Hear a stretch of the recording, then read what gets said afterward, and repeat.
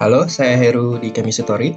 Kali ini kita akan membahas kimia karbon bagian terakhir, yaitu tentang isomer. Pengertian isomer terlebih dahulu. Isomer itu pengertian gampangnya adalah sama jumlah susunan C dan H, tetapi beda struktur dan sifatnya. Contohnya, misalnya saya punya 1, 2, 3, 4, 5, berarti saya punya pentana di sini. Dia tersusun atas 5 karbon dan 12 hidrogen, dan saya juga punya 2 metil butana. Dia juga tersusun atas 5 karbon dan 12 hidrogen. Nah, kedua senyawa ini mempunyai jumlah karbon dan jumlah hidrogen yang sama, tetapi gambar dan namanya itu berbeda. Nah, itulah yang dimaksud dengan isomer. Nantinya isomer akan dibagi menjadi beberapa jenis, yaitu isomer struktur dan isomer ruang. Isomer struktur sendiri akan terbagi menjadi 3, yaitu isomer rantai atau kerangka yang nanti akan kita bahas, isomer posisi, dan selanjutnya adalah isomer fungsi. Sementara isomer ruang itu terdiri atas isomer geometri dan satu lagi yaitu isomer optis. Tapi untuk isomer optis ini di SMA tidak akan dipelajari. Dia akan dipelajari pada waktu kuliah kalau kalian mengambil jurusan yang sesuai dengan kimia organik. Kita bahas yang pertama terlebih dahulu, yaitu mengenai isomer kerangka atau rantai. Isomer rantai atau kerangka itu pada dasarnya bentuk rantai utamanya berbeda. Contoh, misalnya saya punya ini kan C5H12. Ini rantainya adalah 1, 2, 3, 4, 5. Rantai utamanya adalah pentana. Sementara yang di sebelah kanan ini, rantai utamanya adalah butana. Jadi berbeda rantai utamanya. Sementara yang terakhir ini, rantai utamanya adalah propana. Ini adalah isomer rantai di mana rantai utamanya berbeda di rantai atau berbeda di kerangka. Lanjut jenis isomer yang kedua, yaitu isomer posisi.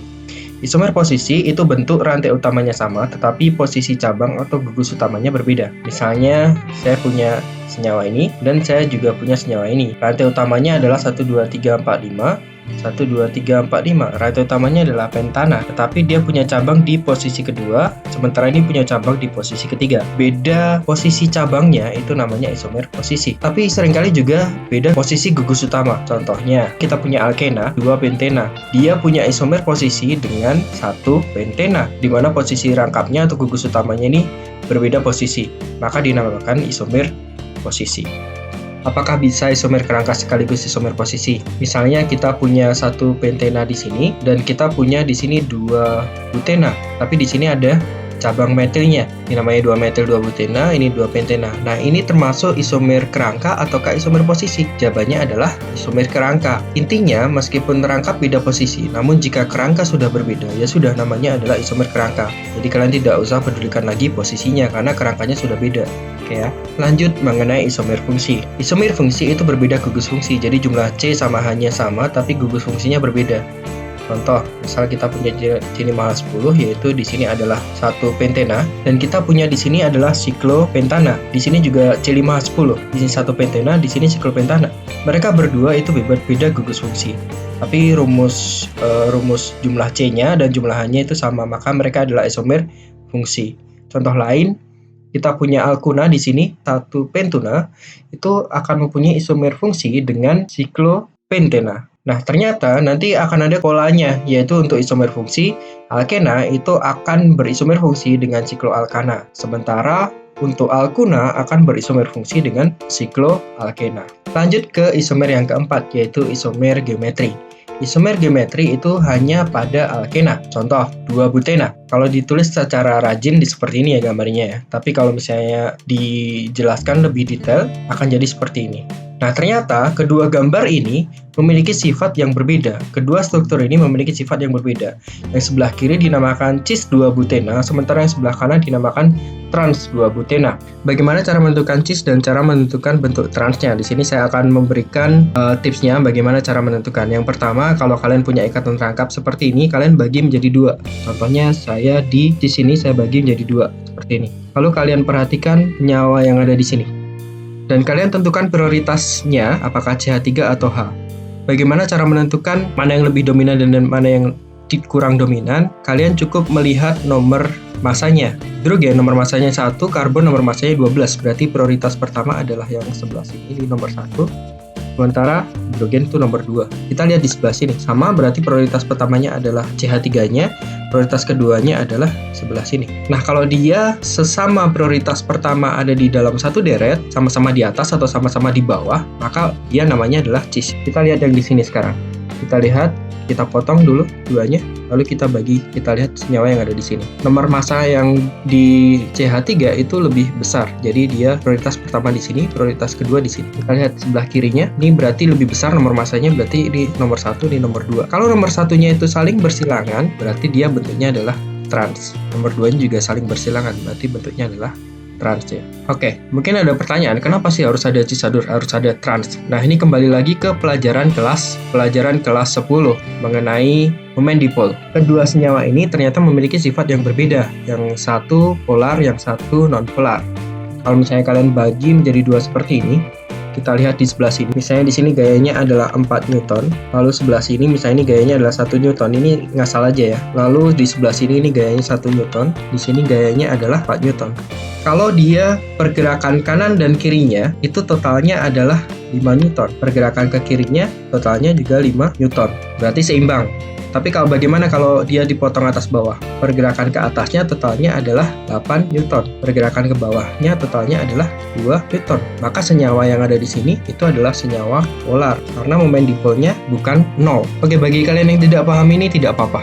Ini mengulang kembali pelajaran kelas 10. Kita lihat di sini sekarang. Nih, ingat tadi 1 Newton. Kita mencoba membuat pengandian suka-suka kita aja ya. Yang sebelah sini itu 4 Newton. Kalau di sebelah sini, gaya ke atasnya dan gaya ke bawahnya itu sama-sama 5 Newton. Ini 5 Newton. Nah, gaya ke kiri dan gaya ke kanannya ini totalnya juga 5 Newton. Ini juga 5 Newton. Berarti senyawa untuk trans itu adalah non-polar. Sementara cis itu adalah polar. Nanti ini akan sangat berguna sekali kalau kalian mempelajari tentang lemak. Jadi lemak yang jahat itu biasanya lemak trans karena dia nonpolar. Kalau dia senyawanya nonpolar, dia sangat stabil sehingga susah diolah oleh tubuh. Oke, sekarang kita coba contoh lain untuk senyawa yang ini. Sama langkahnya, kita potong senyawanya, lalu kita lihat di sebelah kirinya. Nah, ternyata di sebelah kirinya ini adalah sama. Intinya, kalau ada satu sisi yang memiliki atom yang sama, berarti dia tidak punya isomer cis trans. Tak punya cis trans. Namanya biasa aja, berarti dia adalah satu propena. Di mana ini rantai utamanya. Sementara kita lihat di sebelah kanannya ini, kita potong. Nah, kita lihat di sini, prioritas pertama, ini prioritas kedua. Lalu kita lihat di sini sama-sama karbon, di sini sama-sama karbon. Berarti kita harus membandingkan selanjutnya. Kalau ini dilanjutkan, berarti dia mengikat hidrogen. Ini kita ganti menjadi H2. Kita harus membandingkan hidrogen yang di sini dengan C yang ada di sini. Nah, ternyata setelah kita bandingkan, C di sini lebih besar daripada hidrogen yang ada di sini. Berarti di sini adalah prioritas pertama, dan ini adalah prioritas kedua. Maka, karena sama-sama ada di bawah prioritas pertamanya, maka dia adalah cis. Namanya adalah cis 3,4 dimetil 2 pentena dengan rantai utamanya adalah ini. Cabangnya metil di sini dan metil di sini. Posisi 3 dan posisi 4.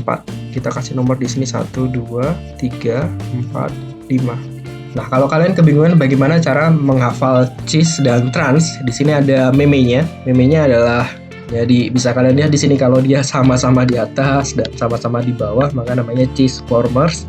Tapi kalau dia saling bersilangan seperti ini, maka namanya adalah transformers. Di sini ada contoh soal yang coba kita kerjakan sama-sama. Gambarkan semua kemungkinan isomer yang bisa terbentuk dari C5H10. Tentukan pasangan isomer kerangka, posisi, fungsi, serta geometri dari masing-masing isomer yang sudah ada gambar. Nah, yang pertama kita cari tahu dulu C5H10. C5H10 itu adalah rumus umum untuk CnH2n, itu berarti rumus umum untuk alkena atau sikloalkana. Sekarang kita gambar alkenanya terlebih dahulu. Tips untuk menentukan isomer yang bisa kita gambar adalah kalian gambar dulu tanpa ada cabang dan kalian variasikan gugus utamanya di posisi berapa. Nah, ini saya menggambarkan dia tanpa ada cabang, berarti ini adalah satu pentena. Lalu saya variasikan, rangkapnya ganti di posisi 2, lalu dia di posisi seperti ini, jadi 2 pentena, dan saya variasikan lagi di sebelah sini. Ini juga 2 pentena, tapi ada perbedaan ini dan ini. Ingat kembali kalau dia saling bersilangan, berarti ini di sini adalah trans 2 pentena, sementara ini namanya adalah cis 2 pentena karena dia bentuknya saling searah di sini. Yang nomor masanya lebih besar tadi. Setelah kita tulis yang tanpa cabang, kita variasikan dengan bentuk cabang. Yang sebelah sini saya variasikan dengan bentuk cabang. Jadi saya potong satu, saya letakkan di posisi ini sebagai cabang. Jadi di sini terbentuk variasinya. Lanjut, sekarang saya variasikan yang sebelah sini. Di sini saya potong dan ubah menjadi cabang di sebelah sini. Berarti dia jadi seperti ini. Kalau dia seperti ini berarti dia tidak punya isomer geometri ya, karena di sebelah sini dan sebelah sininya sama. Lanjut, yang sebelah sini saya variasikan cabangnya, saya pindahkan ke sini, dia akan jadi seperti ini. Nah, ini adalah semua kemungkinan bentuk alkena yang bisa digambar. Kenapa ini tidak divariasi? Kalau ini divariasi nanti bentuknya sama dengan ini. Coba aja sendiri nanti ya. Mungkin akan kelihatan kalau kalian belum profesional, akan kelihatan kalau kalian tulis nama nanti akan ada nama yang sama. Setelah kita gambar semua alkena, kemungkinannya sekarang kita gambar sikloalkana. Tentu saja kita gambar yang full tanpa ada cabang berarti siklopentana. Lalu kita copot satu, dia menjadi berarti siklobutana tapi ada cabang. Nah, dia jadi metil siklobutana. Lalu kita potong lagi satu menjadi siklopropana dengan cabang 2 berarti. Nah, di sini menjadi etil siklopropana. Lalu kita pindahkan ini sebagai cabang berarti kita punya 1,1 dimetil siklopropana. Lalu kita variasikan posisi cabangnya menjadi 1,2 dimetil siklopropana. Nah, kita sudah dapat semua gambar isomer yang ada dari C5H10. Ini adalah nama-namanya. Nah, apakah ada cara cepat untuk menentukan jumlah dari isomer suatu rumus kimia? Sayangnya tidak ada. Jadi, satu-satunya cara adalah kalian gambar satu persatu dan cari tahu ada berapa gambar yang bisa dibentuk menurut rumus kimianya apa. Selanjutnya, tentukan pasangan isomer kerangka, posisi, fungsi, dan geometri dari masing-masing isomer yang sudah Anda gambar. Kita bahas isomer kerangka dulu. Isomer kerangka, semua pentana yang tanpa ada cabang dibandingkan dengan semua yang ada cabang di sini. Jadi kalian bisa variasikan ini dengan ini dengan ini dengan ini, begitu seterusnya. Jadi akan ada banyak ya kemungkinannya. Isomer posisi. Isomer posisi berarti kalian cari yang beda posisinya. Nanti bisa ini dan ini posisi 1, posisi 2. Ataupun ini dengan ini. Bisa juga isomer posisi yang ada di rangkap ya. Jadi ini dengan ini. Di sini terlihat bahwa dia berisomer posisi di rangkap duanya ya, bukan di cabangnya tapi di rangkap duanya isomer posisinya. Bisa juga ini dan ini. Kalau ini dan ini dia berisomer posisi di cabangnya. Nah, kalau ini dan ini juga bisa berisomer posisi. Kalau ini dan ini dia berisomer posisi di rangkapnya. Di posisi 1, ini pindah ke posisi 2. Sekarang kita bahas isomer geometri. Isomer geometri ya hanya cis trans, berarti yang punya hanya ini versus ini. Trans 2 pentena dan cis 2 pentena. Isomer fungsi sekarang. Untuk isomer fungsi, kalian cukup jawab seperti ini aja, berarti semua alkena yang ada di sini versus semua sikloalkana yang ada di sini. Nah, sekarang tugasnya gambarkan semua kemungkinan isomer yang bisa terbentuk dari C4 dan 8. Tentu saja lebih sedikit dari C5H10 yang tadi. Tentukan pasangan isomer kerangka, posisi, fungsi, dan geometri dari masing-masing isomer yang sudah Anda gambar. Due date-nya jam 13.00. Oke, sampai ketemu di pertemuan selanjutnya. Pertemuan selanjutnya kita akan small test. Oke, terima kasih.